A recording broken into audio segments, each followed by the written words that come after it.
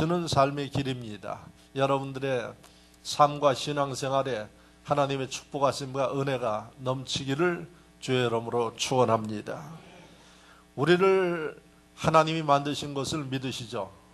예, 믿으시면 아멘. 예, 하나님이 우리를 만드셨다고 창세기 말씀이 아주 분명하게 기록하고 있습니다. 제가 많은 책들을 봤어도 세상을 내가 만들었다 하는 사람은 어떤 위인도 보지를 못했습니다. 그런데 하나님은 성경에 아주 분명하게 내가 세상을 만들었고 또 모든 인류를, 사람을 내가 창조하였다, 이렇게 아주 자신 있게 말씀을 하고 계십니다. 그런 걸 보면 하나님이 우리를 만드신 게 확실하고, 그렇기 때문에 우리는 그 하나님을 섬기고 있습니다. 자, 그런데 문제는 그 하나님께서 우리를 얼마나 사랑하시는가, 우리가 생각하는 것 이상으로 하나님이 우리를 사랑하십니다. 믿으시면 아멘. 아멘.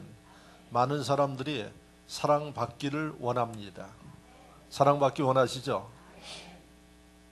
연세 드신 우리 노인대학의 어르신들도 보면은 사랑받기를 원해요. 그래서 조금만 관심을 가져주고 친절하게 해드리고 하면은 너무나도 감격해하고 고마워 하시는데, 사랑받는 것은 어린아이에서부터 노년에 이르기까지 사람의 본성 중에 하나인 것 같습니다. 그런데 하나님처럼 우리를 사랑하는 존재는 없습니다. 여러분들이 많은 사람들에게 사랑받기를 원하고 하지만은 하나님이 우리를 사랑하시는데 어느 정도로 사랑하시는 거 아니, 자신의 외아들 예수 그리스도를 우리를 살리시기 위해서 그분이 희생하기까지 사랑하십니다. 할렐루야. 이런 사랑 세상에 어디서도 찾아보기 어렵습니다. 우리는 이 사랑을 절대 잊어서는 안 됩니다. 그리고 우리를 이렇게 사랑하는 분이 계시다 하는 이 진리가 우리에게 얼마나 큰 힘이 되는지 여러분 느끼십니까? 그 하나님은 천지를 만드신 전능하신 분이고, 그분이 우리를 이렇게 사랑한다는 얘기는 우리 뒤에 든든한 후원자가 계시다는 이런 믿음을 갖게 되는 것입니다.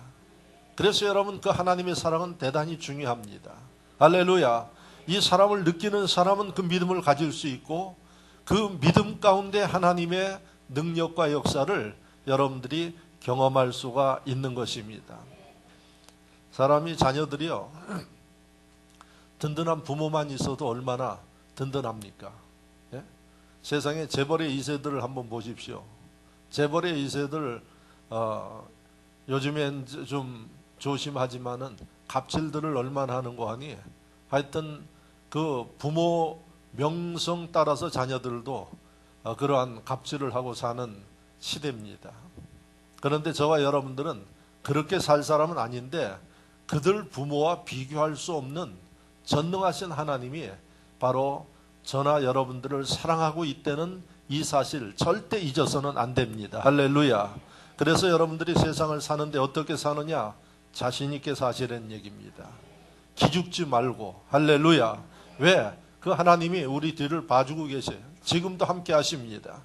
그래서 이러한 믿음을 가지고 여러분들이 무엇을 하든 우리가 자신 있게 하나님의 원하시는 뜻대로 사는 지혜와 복 있는 분들이 되시기를 바랍니다. 근데 이 하나님이 오늘 말씀을 보면은 사랑하는 자녀들에게 무엇을 약속하고 있는 거 아니? 잔이 넘치게 하는 삶을 약속하고 있습니다. 그래서 오늘 5절 마지막에 이렇게 기록하고 있습니다.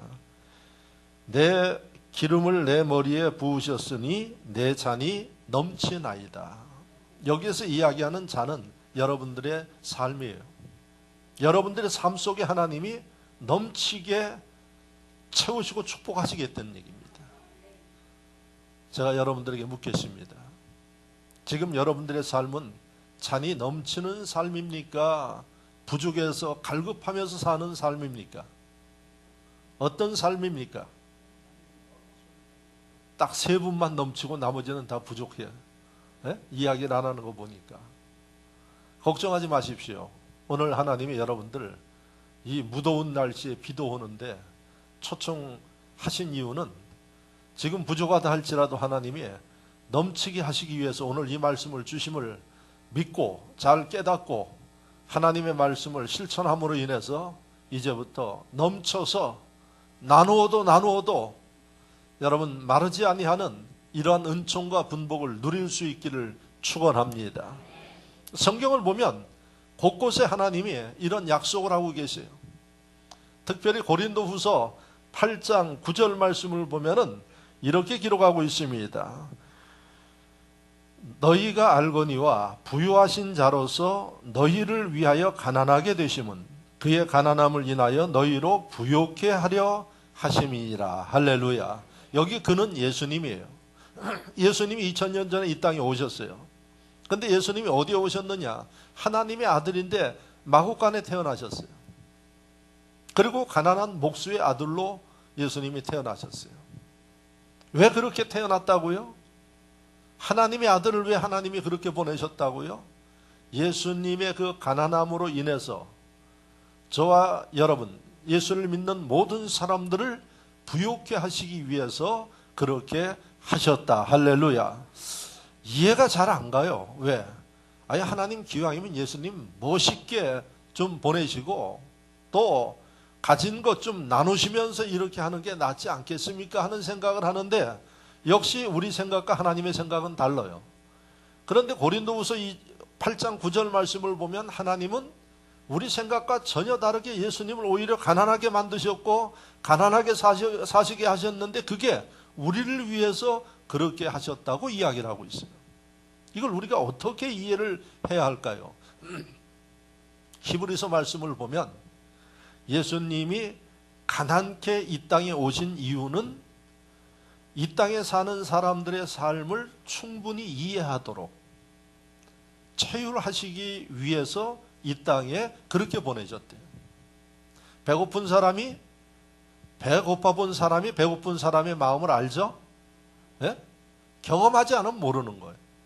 그래서 하나님의 아들 예수 그리스도를 이 땅에 보내시는데 가난하고 힘들게 사시도록 보내신 목적이 뭔고 하니 세상에 힘들고 가난하고 어렵게 사는 사람들의 마음을 누구보다도 절실하게 체험하면서 느끼도록 하시기 위해서 그렇게 보냈대요.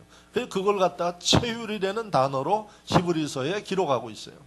그러니까 고린도후서 8장 9절에 예수님이 가난해짐으로 인해서 가난한 사람들의 마음과 그 삶을 알고 어떻게 만들어주세요?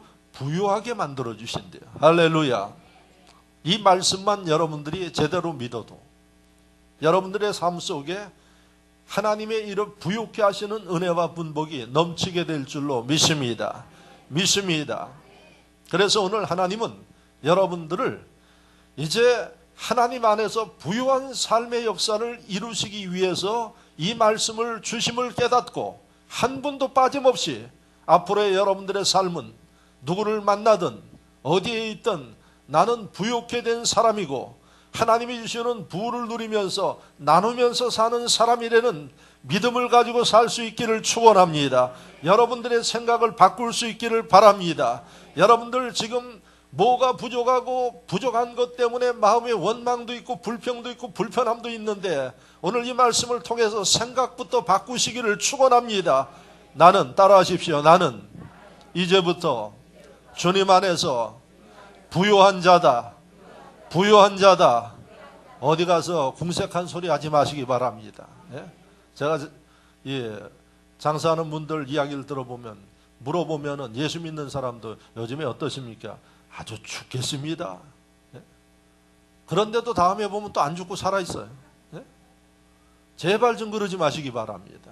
우리는 내잔이 넘치는 사람들입니다. 할렐루야. 부유한 사람들입니다.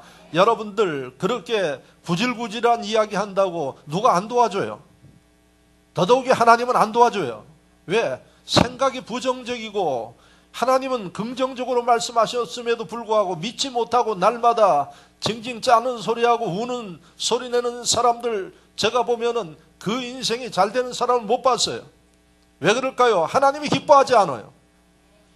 오늘 하나님 말씀하십니다. 내 잔을 넘치게 하십니다. 할렐루야. 나를 부욕해 만드십니다. 그런 인물들 되시기를 축원합니다. 축원합니다. 누가 묻더라도 앞으로는 그렇게 이야기하십시오. 저는 참 감사하게 삽니다. 부자입니다. 뭐가 그렇게 부자입니까? 내 아버지가 부자입니다. 내 아버지 하나님.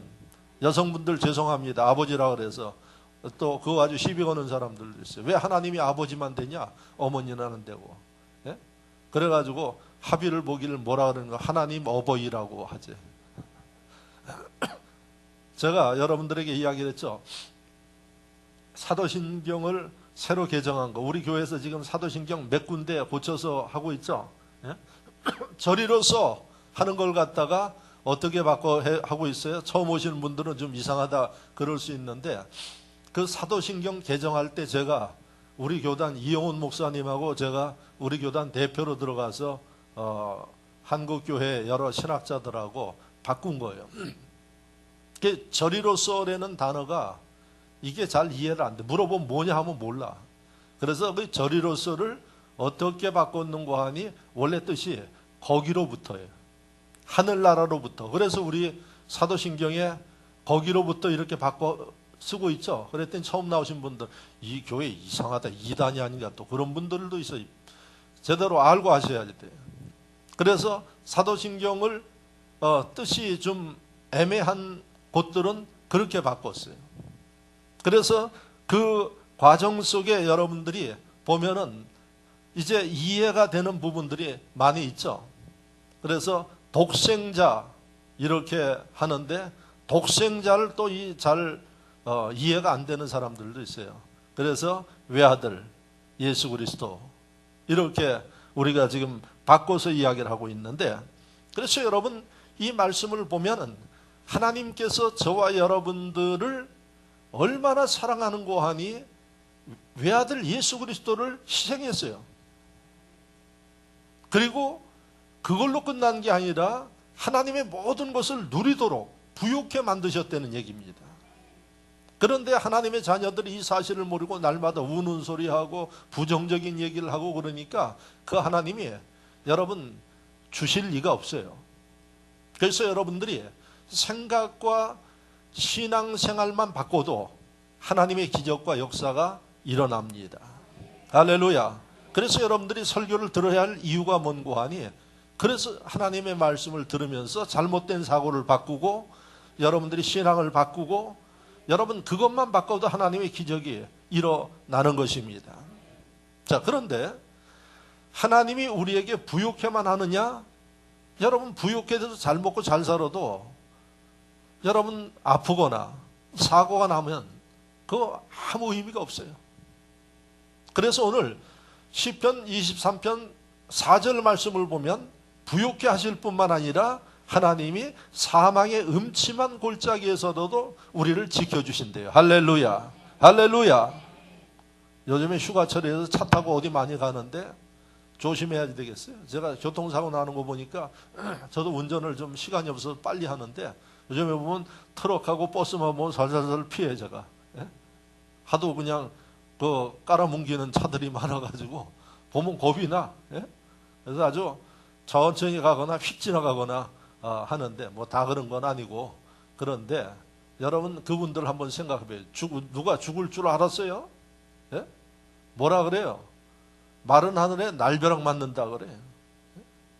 우리 인생을 사는데 예기치 못한 일들이 수없이 많아요. 그걸 아시는 하나님이 오늘 4절에 뭐라 그러는 거 아니? 사망의 음침한 골짜기를 지날지라도 거기 지나가다 죽는 사람 많지. 그런데도 하나님이 지켜주시겠대요. 그러니까 우리를 풍요롭게 하나님이 만드실 뿐만 아니라 이런 여러 가지 우환과 문제로부터 우리를 지켜주시겠다고 약속하고 있어요. 아마 이 정도만 해도 제가 볼 때는 오늘 여러분 들을 거 다 들었어. 그리고 그 하나님을 믿고만 여러분들이 살아도 하나님 절대로 거짓말하지 않으셔요. 그런데 하나님이 또 뭐라고 이야기를 하셨느냐? 시편 121편 4절. 121편 4절에 우리를 부욕해 만드시고 지켜주시기 위해서 졸지도 아니하시고 주무시지도 아니하신대. 저는 그 말씀이 참 은혜가 돼, 은혜가. 예? 어젯밤에 더웠죠? 더워서 잠도 제대로 못 자죠? 예? 진짜 덥더라고요. 그런데 우리 하나님, 여러분들 아마 잠 설친 분들이 계실 텐데 피곤할 겁니다. 근데 우리 하나님, 시편 121편 4절에 하시는 말씀이 졸지 않으신대요. 주무시도 아니신대요. 아니, 언제 주무셔, 그러면 하나님? 그러니까 걱정하지 마셔. 하나님과 우리는 존재가 달라요. 그렇게 누구를 지켜줘요? 우리는 무슨 우리의 나지? 예? 예? 여러분들에게 설교할 땐 우리지만은 받아들일 땐 나예요. 예? 내가 아니면 아무 의미가 없는 거예요. 하나님이 누구를 지켜주세요? 나를 지켜주세요. 이렇게 아셔야 여러분들이 이 하나님의 약속을 여러분들 걸로 만들 수가 있어요. 그러니까 항상 나로 생각하셔요, 여러분들이. 예? 내게 주신 말씀으로 받아들여요. 기적이 일어납니다. 할렐루야. 축복하셔, 지켜주셔, 졸지도 않으시고 주무시지도 않고 누구를 보는 거예요? 나를 보고 있어. 근데 요 나가 교회 안 나오고 어디로 가는 거예요? 예? 지금 엉뚱한 데로 갔어. 그래서 이렇게 자리가 비어 있는 거예요, 요나가. 예? 요나가 다른 데로 갔다가 어떻게 됐어? 물고기가 꿀떡 생겨버렸어. 예? 그래가지고 그 안에 들어가서 사느니 죽느니 하고 회개하니까 하나님이 다시 살게 만드셨어요. 요 나가 문제예요, 여러분들. 예? 하나님의 말씀대로 살아야지 돼. 할렐루야. 하나님 말씀을 깨달았으면 그 말씀을 여러분들이 절대 의심하지 말고, 여러분들이 그 말씀을 어기지 말고 말씀대로만 살면 오늘 약속의 말씀은 이루어집니다. 할렐루야. 부욕해 됩니다. 지켜주십니다. 자, 이 정도로 해도 설교 마쳐도 될 텐데 좀 더 여러분들이 실감 있게 이해하기 위해서 이렇게 하나님 안에서 부욕해 된 사람, 하나님이 지켜준 사람에 대한 이야기를 여러분들에게 드리면서 좀 더 여러분들이 이해할 수 있게 말씀을 드리려고 그래요. 그래서 시편 23편의 말씀은 다윗이라는 이스라엘의 위대한 왕이 기록한 자기의 이 고백이에요. 자신의 삶 속에 하나님이 축복한 것에 대한 고백. 나는 이렇게 하나님의 축복을 받았습니다. 그런데 왜 하나님이 나를 이렇게 축복해 주셨나요? 이것에 대한 기록이 시편 23편이에요. 그러니까 이 말씀을 들어보면 다윗이 어떤 분복을 받았는가를 여러분들이 알 수가 있어요. 그러면 그 말씀을 들으면서 여러분들이 어떤 마음을 가져야지 돼요? 그 삶이 내 삶이 될 줄로 믿습니다 하는 생각을 가지셔야지. 그러면 다윗이 어떻게 그런 삶을, 그런 축복을 받았는가? 다윗이 말씀 속에 고백해 놨어요. 나는 이렇게 하나님을 섬겼더니 하나님이 내 잔이 넘치게 하셨다는 이런 고백을 했어요. 그럼 오늘 말씀을 들으면서 여러분들이 깨달아야 할 이유가 뭔가 하니, 다윗이 어떻게 했느냐, 어떻게 하나님 앞에 그런 분복을 받았는가, 그걸 잘 들으셔야 돼요. 그리고 듣고 흘러가면 의미가 없고 가슴에 새겨서 한 주 동안 앞으로의 삶 속에 이 말씀을 지키려고 노력해 움직여 나갈 때 다윗에게 임한 축복이, 부요함이, 잔이 넘침이 여러분들 가운데 임하게 됨을 믿기를 축원합니다. 그럼 여러분, 오늘 시편 23편 속에 다윗이 잔이 넘쳤다고 이야기했는데 도대체 어떤 분복을 받아서 잔이 넘쳤다고 이야기를 했는가? 한번 여러분들이 말씀을 통해서 보시면, 저는 5절 말씀만 읽었어요. 그런데 1절 말씀에 보면은 다윗이 뭐라고 고백을 했는가 하니, 여호와는 나의 목자시니 내게 부족함이 없습니다. 그 삶 속에 부족함이 없대요. 예? 축복이죠? 부족함이 없대, 부족함이. 제발 좀 그렇게만 살아봤으면 좋겠다, 그런 분들 계실 텐데, 여러분 오늘 이 말씀을 통해서 여러분들의 삶이 그런 삶이 되기를 축원합니다. 자, 2절 말씀에 보면 그가 나를 푸른 풀밭에 누이시며 쉴만한 물가로 인도하시도다. 푸른 초장을 먹여. 이건 지금 다윗이 양으로 비유한 거예요. 다윗은 청년 시절에 베들레헴 들판에서 양을 치는 목동이었어요. 그러니까 이 다윗은 양의 생태에 대해서 너무나도 잘 알고 있어. 그래서 오늘 비유로 자기의 경험을 살려가지고 양과 목자의 비유로 자신의 삶과 하나님을 비교하면서 이야기를 하고 있어요. 목자는 누구예요? 하나님이시요. 양은 누구예요? 자신이에요. 그래서 양과 같은 자신을 하나님이, 목자 되신 하나님이 푸른 초장으로 인도해서 풀 먹게 하고, 또 갈급하면 물 먹게 하고, 배부르면 쉬게 하고, 이 정도 되면 만족하지 않겠습니까? 다윗의 삶이 하나님 안에서 그렇게 살았대요. 두 번째. 자, 세 번째는 어떤 삶인가? 3절 말씀을 보면 내 영혼을 소생시키시고, 피곤할 때가 있어. 피곤할 때가. 그래서 피곤할 때는 하나님이 힘 주시고 능력 주셔서 소생시킨대요. 그 뒤에 나오는 말씀을 보면은 사망의 음침한 골짜기를 다닐지라도 누가 지켜줘요? 하나님이 지켜준대. 그래서 결론은 뭔가? 내 잔이 넘칩니다 하고 이야기를 하고 있어요. 그 정도만 된다 그러면 여러분들도 아마 넘친다고 이야기하실 것입니다. 자, 그러면 오늘 다윗의 삶 속에 보면 잔이 넘친 데는 고백을 할 만해요.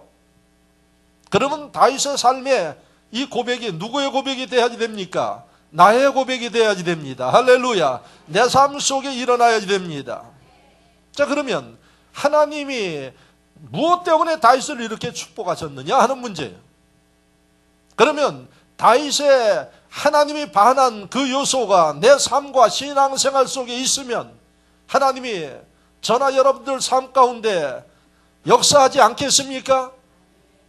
그래서 오늘 저는 하나님이 다윗을 이렇게 축복하신 그 이유가 뭔가, 요소가 뭔가, 이걸 여러분들에게 말씀을 드리면서 여러분 모두가 부족함이 없는 삶을 누리기를 축원합니다. 자, 오늘 5절의 말씀에 제일 먼저 나오는 단어가 뭐예요?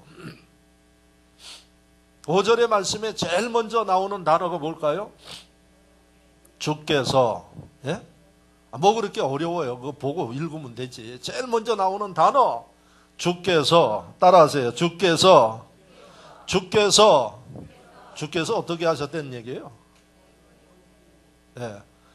다윗이 이러한 넘치는 삶의 비결을 이야기하면서 주님께서 하셨습니다 하는 얘기예요. 다윗 부지런히 산 사람이에요. 예? 들판에서 목동으로 양을 칠 때 집에도 안 갔어.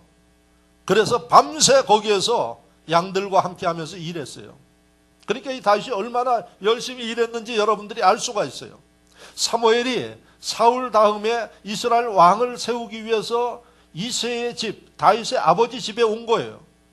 와서 다윗의 이새의 아들 가운데 왕을 세우려고 첫째 엘리압에서부터 차례 봤어요. 몇 명까지 봤어요? 이새 집에 아들이 8명이니까 7명까지 본 거예요. 7째 형까지 다 봤어. 그러니까 하나님이 마음에 드는 아들이 없어. 다른 아들은 없느냐 그랬더니 막내 다윗이 베들레헴 들판에서 밤새면서 며칠 밤을 새면서 양을 돌본 거예요. 예? 이 얘기는 무슨 얘기예요? 형들은 집에서 편안하게 있는데 막내 다윗은 열심히 일했어요. 최선을 다해서. 그런데 이 다윗이 뭐라고 이야기를 하는 거 아니에요? 내가 그렇게 주의 일을 열심히 하고 내가 세상 일을 열심히 했어요. 그러나 내 힘으로 능력으로 된 게 아니라 무엇으로 된 거예요? 주께서 하셨습니다 하는 얘기예요. 잘 들으시기 바랍니다. 여러분 열심히 사시죠? 어떤 분들은 너무 열심히 사셔서 주일날도 가서 열심히 사시는 분들이 계세요. 그런다고 부자 되는 거 아니에요. 그런다고 부유해 되는 거 아니에요. 다윗은 내가 열심히 밤에도 양떼를 돌보느라고 집에 들어가지 아니하고 있었지만은 내 열심히 부자로 만든 게 아니라 내 열심히 내 인생을 바꾼 게 아니라 열심히 사는 내 삶 속에 하나님이 축복하셨습니다 하는 얘기예요. 그래서 주께서, 할렐루야, 여러분들 삶 가운데 주님께서 역사하셔야지 돼요. 주님께서 인도하셔야지 돼요. 주님께서 길을 여셔야지 돼요. 뼈 빠지게 고생해도 안 되는 사람은 안 되게 돼 있어요. 네? 머리 쓰고 몇 날을 고민하면서 해도 안 되는 사람은 안 돼요. 왜? 하나님이 지혜를 주셔야지 돼요. 할렐루야. 그렇다고 손 놓고 있으라는 얘기가 아니에요. 다윗처럼 누구보다도 열심히 살았어요. 그런데 이 다윗은 항상 제일 중요한 위치에 주님을 모시고 주님이 인도하심을 따라 샀어요. 그래서 주께서 이렇게 돼 있는 거예요. 그러면 오늘 이 말씀을 듣는 저와 여러분들, 내가 열심히 내 멋대로 내 판단대로 내 생각대로 살지만은 중요한 게 뭔고 하니 주님이 말씀하심을 따라 사는 지혜가 있어야 됨을 믿으시기를 축원합니다. 왜 그럴까요? 여러분, 요한계시록 3장 7절을 보면은 하나님이 분명하게 말씀하셨어요. 내가 문을 열면 닫을 자가 없고 내가 닫으면 열 자가 없다고 이야기해요. 요한계시록 3장 7절이에요. 그러면 저나 여러분들의 인생과 신앙에 하나님이 문을 열어주셔야 되겠죠. 부요의 문을 열어주셔야겠죠. 내 노력만 가지고 되는 거 아닌 거 아시죠? 하나님의 말씀이에요. 그런데 교회를 다니는 많은 사람들이 믿음이 없어. 말씀을 몰라. 그러니까 열심히 주일날에도 가서 주일 지키지 않고 돈 버는 사람들이 있어요. 하나님이 문을 닫으면 의미가 없는 겁니다. 하나님이 여러분들 축복에 독에 밑이 빠지게 만들면 말짱한 일입니다. 말라기에 기록되어 있죠. 하나님께서 명하시는 10의 1조를 하지 않을 경우에는 밑 빠진 독에 물 붓기, 아무리 부어도 남는 게 없는 거예요. 우한으로 나갈 수 있고 사단의 역사로 나갈 수 있고 생각지 못하는 일들로 나갈 수 있는 거예요. 그래서 여러분, 성경에 하나님께서 우리에게 얼마나 사랑하시는지 아주 세세하게 말씀하고 있어요. 이것을 다윗은 알았어요. 열심히 살지만은 열심히 사는 가운데 다윗은 철저하게 주님을 섬겼어요. 그게 주께서야. 할렐루야. 그러므로 오늘 이 말씀을 통해서 여러분들이 기억해야 할 일은 뭔고 하니 내 열심도 중요하지만은 주님께서 나를 축복하셔야 된다는 사실을 잊지 마시기를 바랍니다. 그래서 신앙생활이 이렇게 중요한 것입니다. 목사니까 여러분들 교회 나오라고 그러는 거 아닙니다. 정확하게 아시라는 얘기예요. 하늘문은, 축복의 문은 하나님이 여셔야지 돼요. 인간의 생사화복을 하나님이 주관하고 계세요. 그래서 여러분들이 기억해둬야 할 일은 뭔고 하니 이러한 하나님을 섬기는 믿음의 정절이 분명해야지 돼요. 그 사람들 위해 하나님이 하늘문을 여신다는 사실을 기억하십시오. 여러분, 많은 사람들이 성경에 있어요. 세상을 사는 가운데 많은 사람들이 있는데 여러분, 성경에 나와 있는 인물들은 검증된 인물들이에요. 그 가운데 여러분, 요셉이라는 인물을 보십시오. 창세기에 나오는 요셉, 10대에 부모 사랑에 대해서 형들이 미움을 가지고 동생을 버리지 않습니까? 요셉은 부모 사랑 받은 죄밖에 없어요. 그리고 하나님을 섬겨서 하나님이 요셉에게 꿈과 비전을 준 거 이야기한 것밖에 없어요. 요셉에게 준 하나님의 비전이 뭡니까? 나중에 아버지와 형들이 자기를 섬길 것이라는 그런 비전을 줬어요. 그걸 이 요셉이 자기 자신을 컨트롤하지 못해서 그런지 자랑스럽게 이야기를 했어요. 가등이나 미운데 그런 얘기까지 하니 얼마나 믿겠습니까? 이 요셉을 버렸어요. 이 버림받은 요셉 어린 마음속에 상처가 클 겁니다. 그래서 여러분, 애굽의 대상들에게 팔려가지고 여러분 보디발 집에 가지 않습니까? 거기서 또 상처받았어요. 보디발 부인의 모함으로 인해서 감옥 갔어요. 중요한 게 뭔고 하니 그러한 고통을 받으면서도 요셉은 하나님을 섬기는 그 중심은 변함이 없었어요. 감옥에 있으면서도 하나님 중심으로 살았어요. 감옥에 있으면서 인간의 수단과 방법을 쓴 게 아니라 하나님의 때를 기다렸어요. 그랬더니 누가 도우셨어요? 주께서 도우셨어요. 오늘 여러분들이 인간의 수단과 방법이 아니라 하나님의 도우심을 받는, 이 하나님이 여러분들 도울 만한 이러한 믿음의 자세를 가질 수 있기를 축원합니다. 다윗의 모습에서 그게 뭔고 하니 거짓이 없는 믿음이에요. 다윗의 그 믿음이 뭔고 하니 변치 않는 믿음이에요.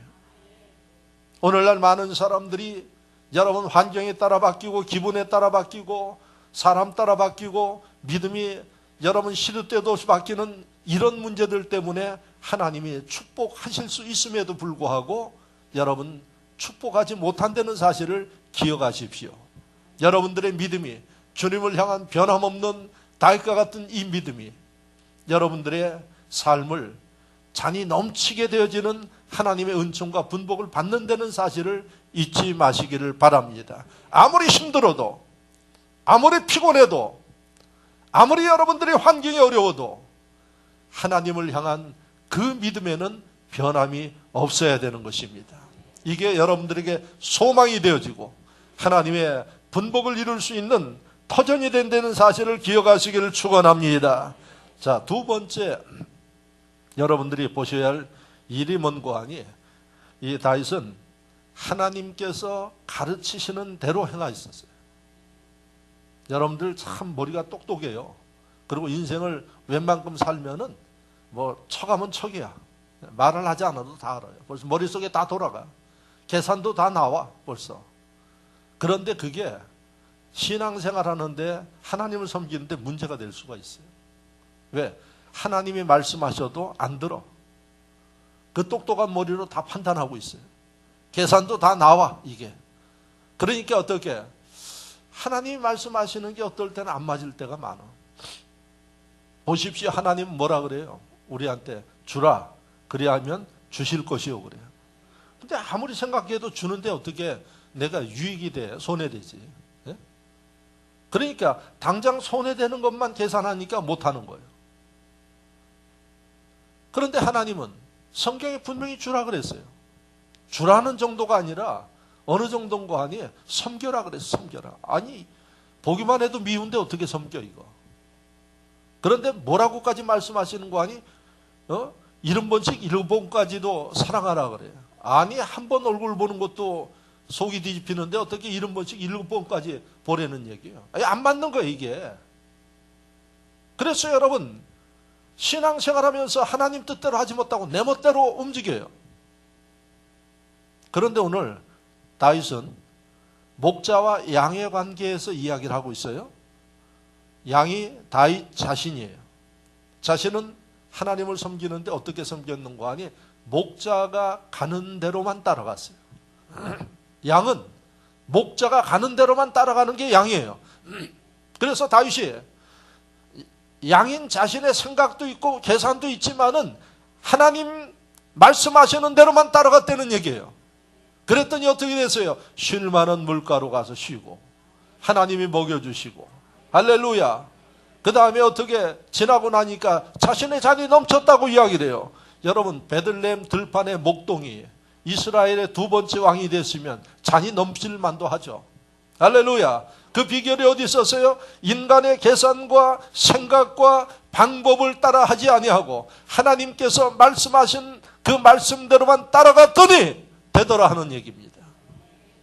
그러면 오늘 여러분들이 인생을 살고 신앙생활 하면서 여러분 생각과 방법과 계산도 있지만은 성령께서 말씀하시고 또 하나님께서 감동하시는 그 말씀과 뜻대로 움직이는 심령이 되어질 때 다윗과 같이 하나님이 풍요롭게 만들고 축복하시는 역사가 일어나게 됨을 믿으시기를 축원합니다.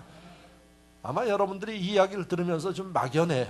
그게 구체적으로. 그래서 다윗이 어느 정도로 하나님의 뜻에 충실했는가 하니 사울이 다윗을 죽이기 위해서 왜? 다음에 왕 자리 다윗이니까 다윗을 죽이려고 그랬어요. 온갖 수단을 다해서 죽이려고 그러니까 다윗이 피하다 못해서 이스라엘에서는 피할 데가 없어요. 그래서 어디로 목숨을 구제하기 위해서 갔는가 하니 적국인 블레셋 땅으로 갔어요. 그러니 블레셋 땅에서도 다윗을 반겨해요? 블레셋의 이 골리앗 장군을 죽인 게 다윗인데 가만히 놔두겠어요? 그러니까 다윗이 들어왔다는 얘기를 듣고 비상에 걸렸어요. 다윗이 거기서 살기 위해서 어떻게 했어요? 미친 사람처럼 했어요. 성경에 보면 침을 흘리고 누가 봐도 이 다윗 미친 사람 그 모습으로 생존하기 위해서 거기에 있게 됐어요. 블레셋 사람들이 와서 보니까 진짜 다윗이 미쳤어요. 그러니까 죽이지 않고 다윗을 살려두라 그런 거예요. 생각해 보십시오. 그 용맹한 다윗, 자존심 강한 다윗이 살기 위해서 이웃나라 적국에 가서 미친 짓을 하는 그 남자의 마음을 생각해 보세요. 그야말로 처절한 문제입니다. 그런 다윗이 다시 이스라엘로 돌아왔어요. 그런데 사울이 또 쫓아왔어요. 동굴 속으로 도망갔습니다. 동굴 속으로 도망가서 그 컴컴한 동굴 속에 숨어 있는데 사울이 그 앞을 지나가는 겁니다. 못 보고. 자, 여러분들 같으면 어떻게 해야지 될까요? 단칼에 쳐서 죽여버려야지. 왜? 왼수 같은 인간 잡아야지. 기회인데. 그랬더니 다윗의 신하들이 옆에서 이때 쳐야지 됩니다. 쳐야 됩니다 하고 이야기를 하고 앉아있어요. 다윗이 손을 안 댔어요. 그리고 뭐라고 이야기를 하는 거 아니? 하나님이 세운 왕이기 때문에 사람이 손댈 수 없다. 이게 다윗의 마음이에요. 이게 다윗의 신앙관이에요. 이게 다윗이 하나님 섬기는 자세예요. 웬만한 사람 같으면은 여러분 안 오는 사람도 유혹해가지고 들어오게 해서 죽일 텐데 자기 스스로 와서 그야말로 칼로 베기만 하면 되는데도 손을 안 댔어요. 왜 안 됐느냐? 하나님의 방법이 아니기 때문에 그래요. 이게 다윗의 신앙관이에요. 그러니까 인간의 생각과 하나님의 생각이 다른데 인간의 생각으로 볼 땐 죽이는 게 유익이에요. 그리고 너무 상처를 많이 받았어. 그럼에도 불구하고 그것을 넘어서서 하나님의 방법을 따른 이 다윗의 모습을 하나님이 보신 거예요. 그리고 다윗이 피묻히지 아니하고 하나님이 사울이 죽음의 그 과정에서 죽게 만들고 다윗을 왕으로 세운 하나님의 역사를 보십시오. 사람은 어디까지 보는 거 아니? 당장 현실만 봐요. 그런데 하나님은 그 뒤에를 생각하고 계세요.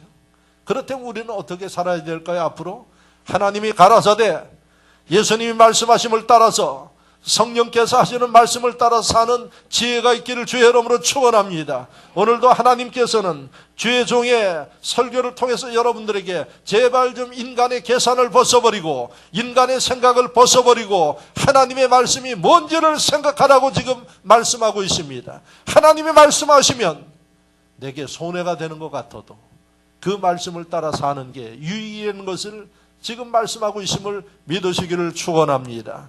그래서 여러분 하나님의 방법을 따라 사는 지혜로운 분들이 되기를 축원합니다. 이게 여러분들의 숙제입니다.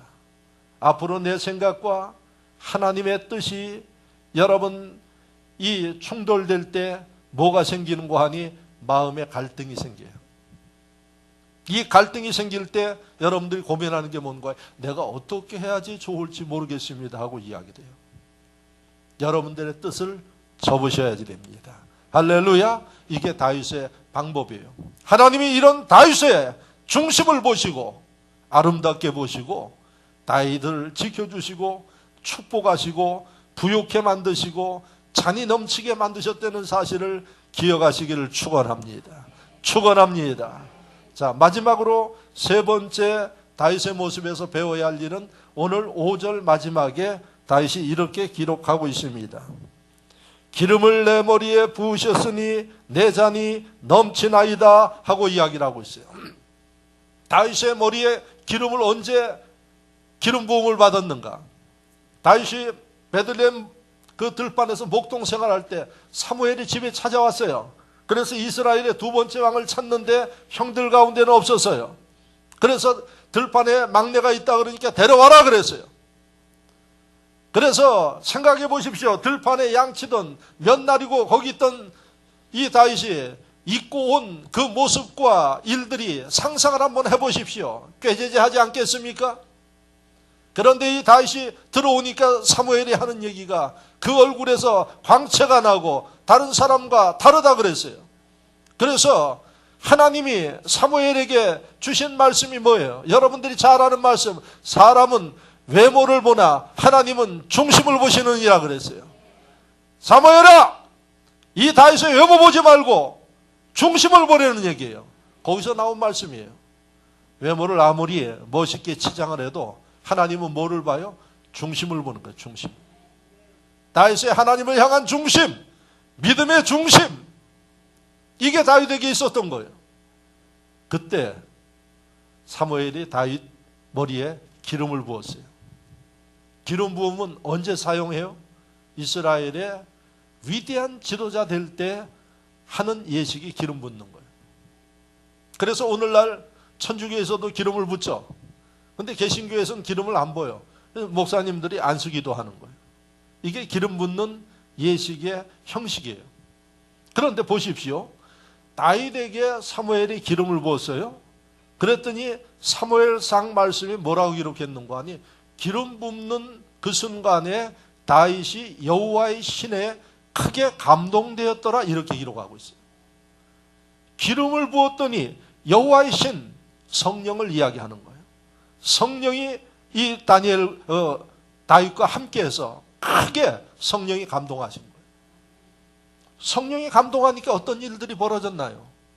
그 뒤에 나오는 사무엘상의 말씀을 보면 블레셋의 군대가 이스라엘을 침공했어요. 그때 온 장수가 누군가 하니 골리앗이에요. 워낙 기골이 장대하고 크니까 이스라엘의 장수들이 겁이 나서 나가지를 않아요. 그러니까 이 골리앗이 기고만장해서 마음대로 이스라엘을 능욕하고 휘젓고 다니는 일들을 한 겁니다. 이때 나간 사람이 누군가 하니 다윗이 나갔어요. 어린 다윗이, 베들레헴 목동인 다윗이, 전문적인 훈련받은 심령들도 안 나가는데 골리앗에게 나간 것입니다.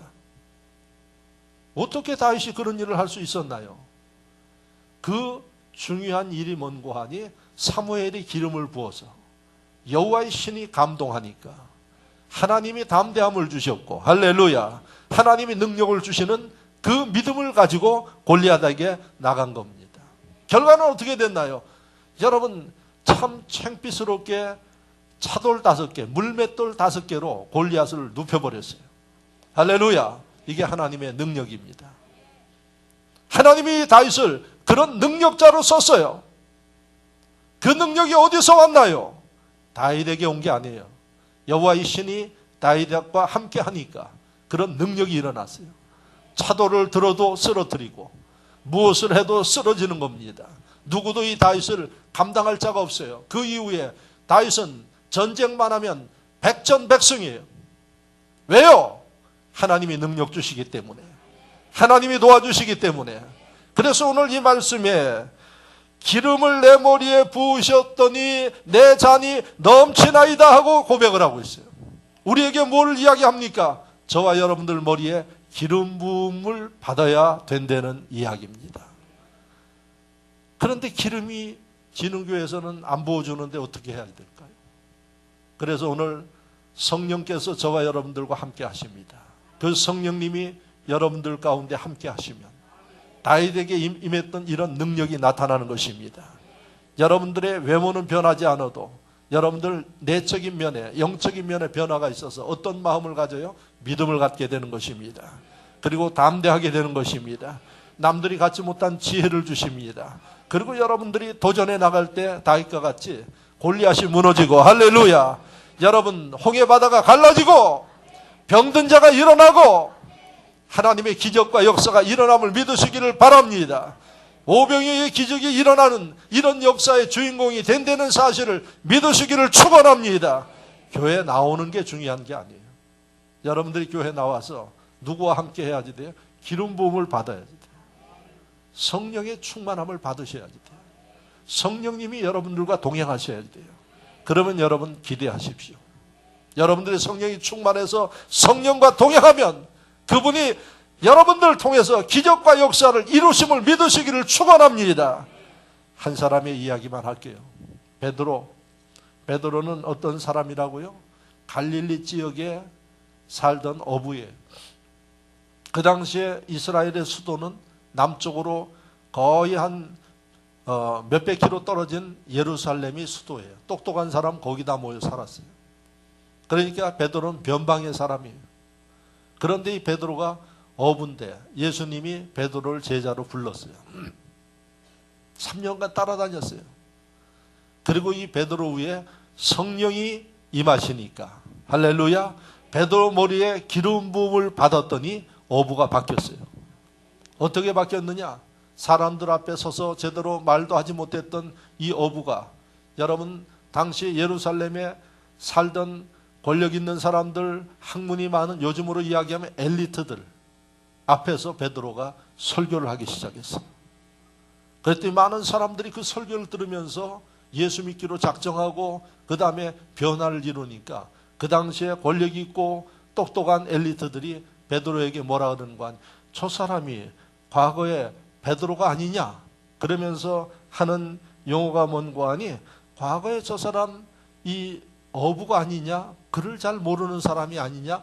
이런 이야기를 했어요. 그게 사도행전 4장 13절에 나와요. 그런데 그들이 이야기한 베드로를 무시하는 이야기, 공부도 많이 안 한 사람, 어부 출신인 사람, 이 용어를 썼는데 그 사도행전에 나오는 성경의 원어인 헬라어로 보면은 단어가 뭔고 하니 아그람마타라는 단어를 썼어요. 아그람마타라는 단어를, 저 사람 아그람마타다 이렇게 이야기를 했어요. 근데 이 아그람마타라는 단어가 어떤 뜻이 있는고 하니, 저 사람 글도 모르는 사람이 아니냐 이 얘기예요. 그러니까 다른 사람들이 볼 때 베드로는 학문도 제대로 안 해서 글도 잘 모르는 사람인데 어떻게 이 사람이 변해서 저렇게 유창하게 설교를 하고 사람들이 3,000명, 5,000명씩 이 변화가 되느냐? 아그람마타라는 단어를 쓴 거예요. 그러니까 그 단어로 보면 베드로는 전혀 다른 인물이 되어버린 거예요. 어떻게 베드로가 전혀 다른 인물이 되어서 베드로의 삶 속에 하나님의 축복의 잔이 넘치는 역사로 바뀌었나요? 기름 부음을 받은 겁니다. 그래서 여러분들이 신앙생활 하면서 성령 충만함을 받아서 성령과 동행할 때 나는 부족하지만 내 안에 계신 성령에 의해서 능력이 나타나고, 할렐루야, 여러분들이 기도하면 기적이 일어나고, 여러분들이 축복하면 하나님의 축복의 역사가 일어나고, 여러분의 능력 있는 기도하면 귀신이 떠나가고, 할렐루야. 이게 바로 오늘 본문에 다윗이 내 머리에 기름 부으신 하나님의 은혜로 인해서 내 단이 넘쳤습니다는 이 고백을 기억하시길 바랍니다. 여러분들 머리에 성령의 기름 부음을 받으시기를 주의 이름으로 축원합니다. 받으면 변화됩니다. 할렐루야. 엉터리같이 신앙생활하는 사람들 많습니다. 네? 그래서 그 사람들을 갖다가 우리가 뭐라고 이야기를 하는 거 아니에요? 명목상의 신앙인이라 그래요. 성경 속에 외식하는 자들이에요. 여러분 하나님을 섬기기는 섬기는데 그 중심은 전혀 믿음이 없는 가운데 섬겨요. 그리고 내 기분대로 내 멋대로 움직여요. 그러니까 하나님께서 축복할 수 없는 겁니다. 오늘 이 설교를 듣고 여러분들이 기왕이 신앙생활 할 거면 제대로 하시라는 얘기입니다. 어떻게? 성령님 오시옵소서. 나를 붙잡아 주시옵소서. 그리고 내가 하나님이 말씀하신 대로 살겠습니다 할 때에 어떻게? 여러분들의 한마디에 수많은 사람들이 예수를 믿게 되고, 여러분들이 행하는 일들마다 하나님이 능력 주시고, 할렐루야, 여러분 잔이 넘치는 역사가 일어난다는 사실을 믿으시기를 축원합니다. 여러분 기름 부음 받는 그 일은 여러분들이 사모하셔야 됩니다. 하나님, 나도 베드로처럼 성령의 기름 부음을 주십시오. 다윗처럼 내 신앙에, 내 삶 속에 성령님 오셔서 주관하여 주십시오. 입술을 열어서 여러분들의 미래 잔이 넘치는 삶을 위해서 사모해 기도할 때 하나님은 여러분들을 위해 지금도 기름 부어 주십니다. 오늘도 여러분들이 열린 마음으로 하나님 앞에 사모하는 마음을 가지고 결단하는 마음으로 기도하면 여러분 기름 부음이 넘치게 되고, 나는 과거의 내가 아니라 하나님의 능력의 도구가 되어서 새로운 일들을 해낼 수 있고, 남들이 못하는, 여러분 능치 못할 일이 없는 그런 인물들로 바뀐다는 사실을 믿으시기를 축원합니다. 여러분들의 잔이 넘치는 축복된 인생이 되기를 주의 이름으로 축원합니다. 말씀을 생각하며 다 같이 한 목소리로 기도합니다. 말씀을